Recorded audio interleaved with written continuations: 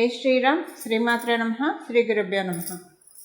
2024 సంవత్సరం జూలై మాసం 13వ తారీఖు నుంచి 2024 ఆగస్టు 26వ తారీఖు వరకు కూడా ఖగోళంలో ఒక ప్రత్యేకాంశం చోటు చేసుకుంటుంది.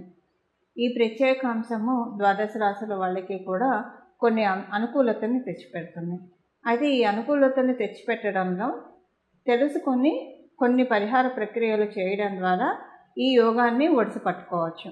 లేదంటే ఇప్పుడు చూడండి, సీజనల్గా రైన్ ప్రతి సంవత్సరం పడుతూనే ఉంటుంది. కొంతమంది నీటి నిల్వలు పెట్టుకుంటారు, కొంతమంది రైన్ అలా వదిలేస్తూ ఉంటారు. సో ఇలాగా నీటి నిల్వలు పెట్టుకునే వాళ్ళకి ఎప్పుడైనా మధ్యలో స్కేర్సిటీ వచ్చినా స్కేర్సిటీ నుంచి తప్పించుకోవడానికి ఉపయోగపడుతుంది. అలాగే ఖగోళంలో కూడా ఉన్న యోగాలు ఎవరి జన్మ జాతకంలో అయినా యోగం ఉంటే ఈ యోగాలు వచ్చినప్పుడు వాటిని ఒడిసి పట్టుకుంటే అవి ఇంకా మంచి ఫలితాన్ని, రెట్టింపు ఫలితాన్ని ఇస్తుంది. సపోజ్ ఖగోళంలో సూచించే యోగం వాళ్ళ జన్మకుండలిలో లేదే అనుకోండి, అప్పుడు నైరాశ్యం చెందకుండా ఖగోళంలో ఇలాంటి యోగాలు మనకి సంవత్సరానికి ఒకసారి వస్తూ ఉంటాయి. వాటిని ఒడిసి పట్టుకోవడానికి ప్రయత్నించిన మీ జన్మజాతకంలో లేని యోగాన్ని కూడా మీరు ఖగోళం ద్వారా, అంటే గోచార గ్రహస్థితుల ద్వారా వచ్చే ఈ యోగాన్ని మీరు యాక్టివేట్ చేసుకోవచ్చు. మీ కుండలిని అనుసరించి, మీ రాశిని, మీ లగ్నాన్ని అనుసరించి మీరు యాక్టివేట్ చేసుకోవచ్చు. ఇప్పుడు చూడండి, సమ్టైమ్స్ ఎలా ఉంటుందంటే కొంతమందికి అనుకోకుండా లక్కు తగులుతూ ఉంటుంది. లక్కు తగిలేది ఎప్పుడంటే సడన్గా వాళ్ళు ఉండి ఒకసారి లక్కీయెస్ట్ పర్సన్స్గా అవుతారు.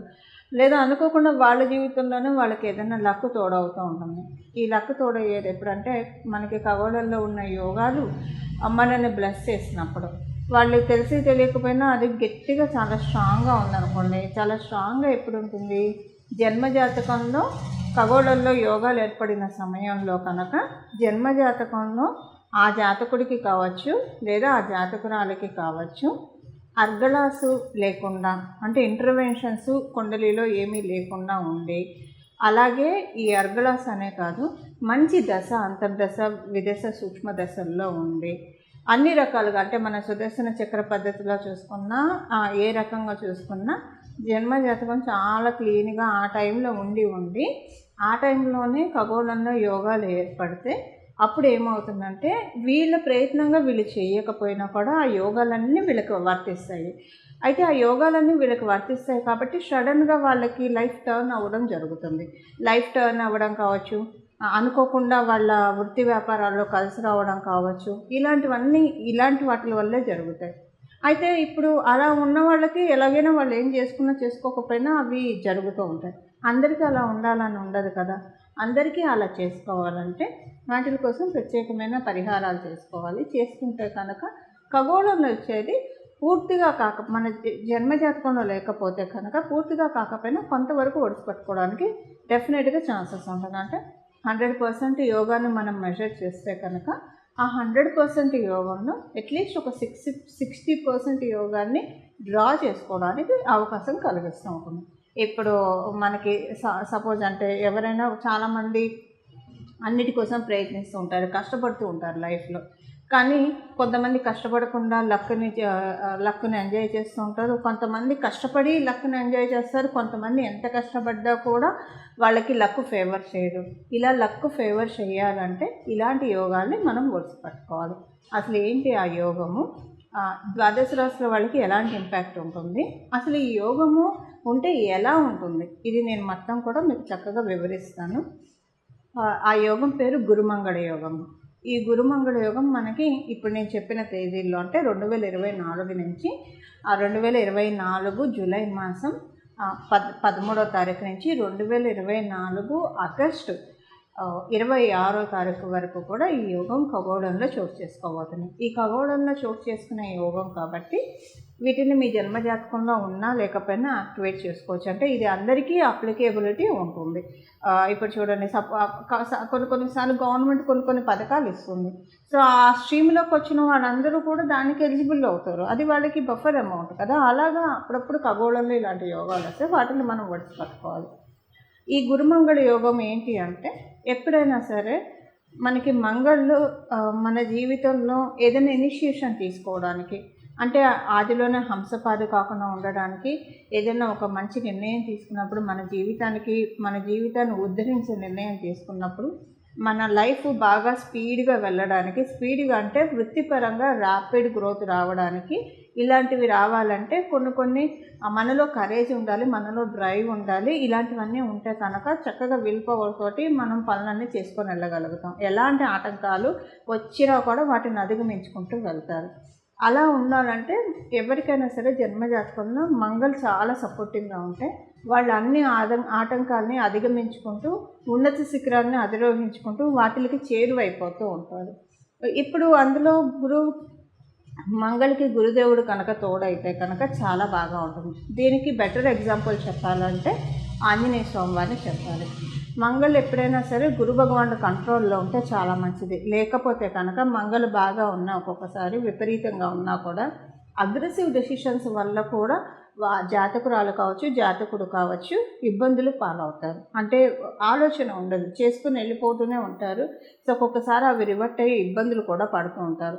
అందుకని ఎప్పుడైనా సరే మంగళకి గురు భగవానుడు తోడై ఉంటే కనుక చాలా అంటే తీసుకునే నిర్ణయాలు కరెక్ట్గా నిర్ణయాలు తీసుకొని వస్తారు. దీనికి పురాణాల్లో మనం చెప్పాలంటే మనందరికీ ఇష్టమైన దైవము హనుమంతుడిని చెప్పాలి. హనుమంతుడు అంటే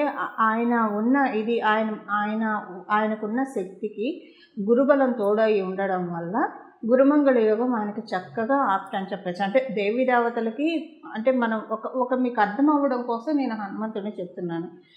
ఇప్పుడు హనుమంతుడు మహాశక్తివంతుడు, అతి బలవంతుడు, వాయువేగంతో క్షణంలో ఎక్కడి నుంచి ఎక్కడికైనా వెళ్ళగలడు. లంకను కూడా ఆయన దాటి వెళ్ళిపోయాడు, సముద్రాన్ని దాటి వెళ్ళాడు. ఆయన ఏదైనా చేయగలిగే సమర్థుడు.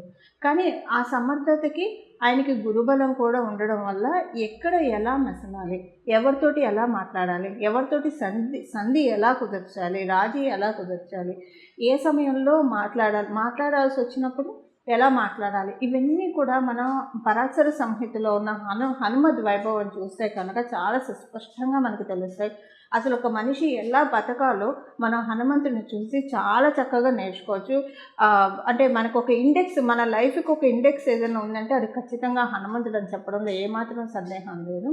ఇలాంటి ఇండెక్స్ మనకి గురుమంగళ యోగం వల్ల వస్తుంది. ఎప్పుడైనా మన ఇది సరిగ్గా ఆలోచిస్తే మన పనులు మనం చేసుకుంటూ వెళ్తే కనుక సక్సెస్ మనకి ఎప్పుడు కూడా అత్యంత చేరువలో ఉంటుంది. దాన్ని అంటే ఎన్ని ఆటంకాలు వచ్చినా వాటిని అధిగమించుకుంటూ మన ఉన్నత శిఖరాన్ని అధిరోహిస్తాము. ఎప్పుడైనా సరే మంగళకి ఒక్కొక్కసారి ఆలోచనలు అంటే ఒక్కొక్కసారి మనం తీసుకునే నిర్ణయాలకి గురు భగవానుడు తోడై ఉంటే కనుక అవి మనకి సజావుగా వెళ్తాయి. లేకపోతే ఆవేశపడాల్సిన చోట ఒక మాట అనాల్సిన చోట కామ్గా ఉంటే అది ప్రమాదమే. లేదు, ఎక్కడైతే కామ్గా ఉండాలో అక్కడ అనవసరంగా ఆవేశపడితే అది ప్రమాదమే. ఈ రెండింటిని మనకి సరిచేస్తాడు గురు భగవానుడు. అంటే ఎక్కడైతే ఆవేశం చూపించాలో, ఎక్కడైతే ఒక మాట మనం మాట్లాడకపోతే కొంచెం ఇబ్బందులు వస్తాయో అలాంటి చోట మనల్ని మాట్లాడేటి చేస్తారు. సో దట్ మనకి ఇబ్బందులు రాకుండా ఉంటాయి. అలాగే అన్ని వేళలా ఆవేశం మంచిది కాదు, అలాగే అన్ని వేళలా నిదానంగా ఉండడం కూడా మంచిది కాదు. ఈ రెండింటిని బ్యాలెన్స్ చేసుకోవాలి. అన్ని వేళలా ఆవేశపడితే వాళ్ళకి కొంచెం ఇబ్బందులు వస్తాయి లైఫ్లో. సో ఈ రెండింటిని బ్యాలెన్స్ చేసే యోగమే గురుమంగళ యోగం. ఈ గురుమంగళ యోగం ఎవరి జన్మజాతకంలో అయితే ఉంటుందో వాళ్ళకి బై బర్త్ వాళ్ళకు ఉంటే కనుక వాళ్ళలో మనం చాలా బ్యాలెన్స్డ్ నేచర్ చూస్తాము. ఇది గురుమంగళ యోగం ఎలా ఏర్పడుతుందంటే ఆ గురువు మరియు మంగళ వీళ్ళిద్దరు ఎవరి జన్మ జాతకంలో అయితే కలిసి ఉంటారో వాళ్ళకి గురుమంగళ యోగం ఏర్పడుతుంది. అది కేంద్రాల్లో కోణాల్లో ఉంటే కనుక, అంటే చంద్రాత్తు కానీ లగ్నాత్తు కానీ కేంద్ర కోణాల్లో ఉంటే ఇంకా బాగా యోగిస్తుంది. ఒకవేళ అలా కాకుండా ఉపచయ హౌసెస్లో ఉన్నా లేకపోతే ఏ స్థానాల్లో ఉన్నా కూడా అవి అలా కూడా యోగిస్తున్నా ఉన్న స్థానానికి యోగం ఇస్తుంది. ఉదాహరణకి షష్ఠ స్థానాల్లో ఉందనుకోండి, వాళ్ళ లైఫ్లో కాంపిటేటివ్ స్పిరిట్ చాలా బాగా ఉంటుంది. వీళ్ళందరికీ గోల్స్ సెట్ చేస్తూ ఉంటారు. వీళ్ళు సక్సెస్లో ముందుకు దూసుకెళ్ళిపోతూ ఉంటారు. ఎవరి శత్రువులు లేకుండా సక్సెస్ని సంపాదించుకుంటారు షష్ఠ స్థానాల్లో ఉంటాయి.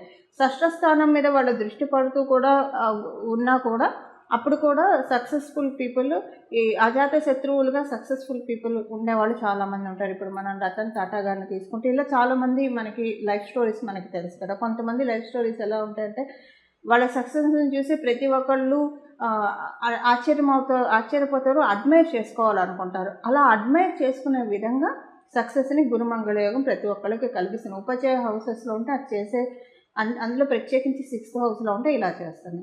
ఇప్పుడు అసలు ఈ యోగము ఏ రాశుల వాళ్ళకి, గోచారంలో వచ్చే యోగం ఏ రాశుల వాళ్ళకి ఎలాంటి ఫలితాన్ని ఇస్తుంది, ఒక 2-3 పాయింట్స్లో చెప్పుకున్నాము. చేసుకోవాల్సిన రెమెడీ, ఏ రెమెడీ చేస్తే, ఏ పరిహారం చేసుకుంటే ఈ యోగం బాగా యాక్టివేట్ చేసుకోవచ్చు, ఇది కూడా మనం తులారాశిలో పుట్టిన వాళ్ళకి ఈ గురుమంగళ యోగము మీకు ఏమైనా ఆరోగ్య సమస్యలు ఉంటే ఆరోగ్య సమస్యల నుంచి బయటపడేసే విధంగా ఉంది. అలాగే మీకు కుటుంబ పరంగా, ఆర్థిక పరంగా చాలా మంచి శుభ సమయం అని చెప్పాలి. ఆరోగ్య సమస్యలు అయితే డెఫినెట్గా మీరు వాటి నుంచి బయటపడతారు. కుటుంబ పరంగా, ఆర్థిక పరంగా ఎవరితోటైనా మిస్కమ్యూనికేషన్స్ అయ్యి ఉంటే అవన్నీ కూడా ఇప్పుడు సర్దుమణిగే సమయము. ఏదైనా ఫారెన్ ట్రావెల్ చేయాలని అనుకున్నా చాలా మంచి శుభ సమయం ఇది. ఫారెన్ ట్రావెల్కి అవకాశం ఉంది. మీ కుటుంబంలోని వాళ్ళు ఎవరైనా సరే ఫారెన్ వెళ్ళాలని ప్రయత్నిస్తూ ఉంటే వాళ్ళకి మీ గోచర గ్రహస్థితుల రీత్యా వెళ్ళే అవకాశం చాలా చక్కగా ఉంది. అలాగే మీకు అంటే కమ్యూనికేషన్ రిలేటెడ్ అంశాల్లో మీరు ఉంటే, అంటే కమ్యూనికేటివ్ ఫీల్డ్స్లో మీరు ఉంటే కనుక మీడియాలో ఉన్నా లేదా జర్నలిజం, సాఫ్ట్వేర్ ఇలాంటివి, కమ్యూనికేషన్ అనే కదా సాఫ్ట్వేర్ ఇలాంటి రంగాల్లో ఉంటే మీకు ఇప్పుడు చాలా చక్కగా యోగించే శుభ సమయము. అండ్ ఇంకొకటి ఏంటంటే మీరు ప్రయాణాలు, తీర్థయాత్రలు ఏదైనా చేస్తారు అనుకోకుండా ఒక టెంపుల్ని దర్శించడము, అంటే స్వయంభూ క్షేత్రాన్ని కానివ్వండి లేదా ఒక మంచి పుణ్యక్షేత్రాన్ని, తీర్థాన్ని దర్శించడము జరుగుతుంది. ఇప్పుడు ఈ ట్రాన్సిట్లో జరగడానికి చాలా చక్కటి అవకాశం ఉంది. ఇవి తులారాశిలో పుట్టిన వాళ్ళకి గురుమంగళ యోగం ప్రసాదించే అనుకూలతలు. చూశారు కదండి, గురుమంగళ యోగం మీ రాశి వాళ్ళకి ఎలాంటి ఫలితాన్ని ప్రసాదిస్తుందో. ఇప్పుడు చేసుకోవాల్సిన అసలు మీ రాశిలో ఈ యోగం ఉందో లేదో మీకు తెలియదు, కానీ ఇది గోచరంలో ఉంది కాబట్టి మీకు తెలియాల్సిన అవసరం కూడా లేదండి. చక్కగా ఈ పరిహారం చేసుకోండి. మీరు ఖచ్చితంగా చాలా అంటే మంచి మార్పు చూస్తారు. అసలు ఫస్ట్ మీ ఆలోచనలోనే ఒక మంచి మార్పు వస్తుంది. నేను చేయలేను, నేను సాధించలేను, నేను పనికొస్తానా ఏదైనా సాధించడానికి అన్న ఆలోచనకి కట్ చేసేస్తాడు. కట్ అయిపోయి ఆ ఆలోచన బ్రేక్ అయిపోయి నేను ఎందుకు చేయలేను, ఇంతమంది చేస్తుండగా కొంతమంది చేస్తుండగా ఆ కొంతమందిలో నేనెందుకు ఉండకూడదు, ఇలాంటి ఆలోచనలు వస్తాయి. అంటే ఒక బ్రేవ్నెస్, మనకి ఒక బ్రేవ్నెస్, ఒక డ్రైవ్, చక్కటి డ్రైవ్ గురువు మంగళులు ఇద్దరూ కలిసి తీసుకొస్తారు. ఇప్పుడు ఆ పరిహారం ఏంటో చూద్దాం. దీనికి ఇది మనకి జూలై 13వ తారీఖు నుంచి ప్రారంభమై ఆగస్టు 26వ తారీఖు వరకు ఉంటుంది. కాబట్టి ఈ రోజుల్లో, ఇప్పుడు మనం తెలుసుకున్న ఈ రోజుల్లో సుందరకాండ పారాయణం చేయాలి. సుందరకాండ పారాయణం 11 రోజులు చేస్తారా, 21 రోజులు చేస్తారా, మీ ఇష్టం, మీ అనుకూలతను బట్టి చేసుకోండి. సుందరకాండ ఎలా పారాయణ చేస్తారు, నియమనిష్టంతోటి. అంటే సుందరకాండ పారాయణం ప్రారంభించే రోజు మొదటి రోజు చక్కగా తలస్నానం చేయండి. తలస్నానం చేసి హనుమంతుడి ఆలయానికి వెళ్ళండి. హనుమంతుడి ఆలయానికి వెళ్ళి హనుమంతుడికి దండం పెట్టుకోండి. చక్కగా భజే వాయుపుత్రం, భజే వాయుపుత్రం, భజే వాయుపుత్రం అని చెప్పి ఆయనకి ప్రదక్షిణాలు చేస్తే చాలా ఇష్టం. ఒక 11 ప్రదక్షిణాలు చేసి నీ సుందరకాండని చదవడానికి నేను సంకల్పించాను.